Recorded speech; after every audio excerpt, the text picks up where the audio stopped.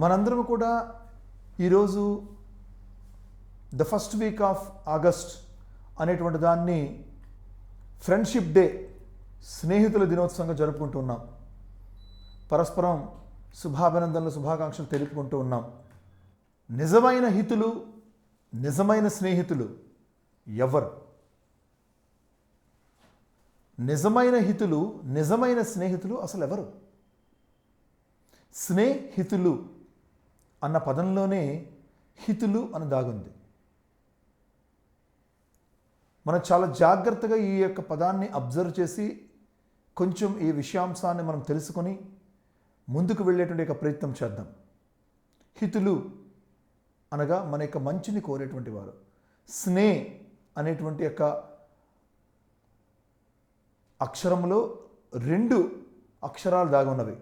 సా కింద నా ఒత్తు నా, అంటే సా నా అంటే సత్, అంటే ఏదైతే మనం సత్వగుణం ఉంటుందో సత్వగుణం, నా అంటే అది నా వరకు చేర్చడంలో నా మంచిని కోరేటువంటి హితులు ఎవరెవరైతే ఉంటారో వారందరినీ మనం స్నేహితులుగా పేర్కొనవచ్చు. అంటే మనలో మంచిని కోరుకుని మంచిని పెంచి ఆ మంచిని మన వరకు చేరవేసేవాళ్ళు నిజమైన స్నేహితులు. కనుక అటువంటి మంచి ఎవరు? The true friend in one's life is the God. భగవంతుడే నిజమైన స్నేహితుడు, మొట్టమొదటి స్నేహితుడు. జేబులో డబ్బుంటే, అకౌంట్లో డబ్బుంటే, ఫోన్పేలో డబ్బుంటే, మనం వారితోని కమ్యూనికేషన్లో ఉంటే మాత్రమే వారు మనతోని స్నేహంతో, మిత్రత్వంతో మెలుగుతారు అనుకునేటువంటి యొక్క ఆలోచనటువంటిది నిజమైన స్నేహానికి అర్థం కాదు. పరిస్థితి ఏదైనా, ప్రభావం ఏదైనా, ఎటువంటి సందర్భంలోనైనా ఆ స్నేహానికి విలువిచ్చి మన యొక్క మంచిని కాంక్షించి మనల్ని ముందుకు నడిపించి వెన్ను తట్టి ధైర్యాన్ని, భుజాన్ని తట్టి నీకు నేను ఉన్నాను అని చెప్పగలిగినటువంటి వారు ఎవరైనా ఉన్నారో వారు మాత్రమే స్నేహితులు. ముఖ్యంగా కమ్యూనికేషన్ లేకపోతే ఈ రోజుల్లో స్నేహం ఉండదు.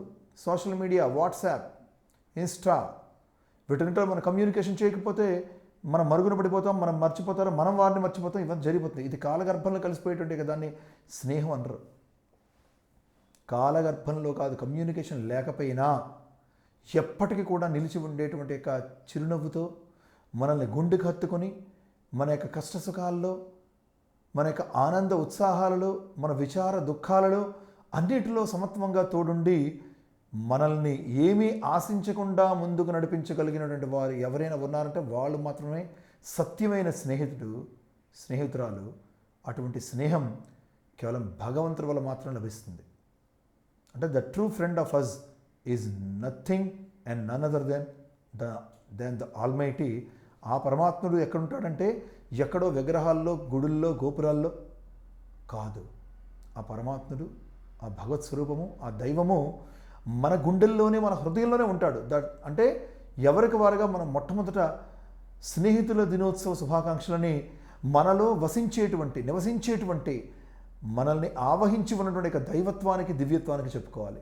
కాబట్టి ఓ పరమాత్మ, పరంధామ, నువ్వు మిత్రత్వంతో స్నేహముగా ఎల్లవేళలా మా యొక్క సుఖదుఖాల్లో వెంటుండి, మాలో ఉండి మమ్మ నడిపించు బంగారు తండ్రి, బంగారు తల్లి అని మనం చెప్పుకోగలగాలి.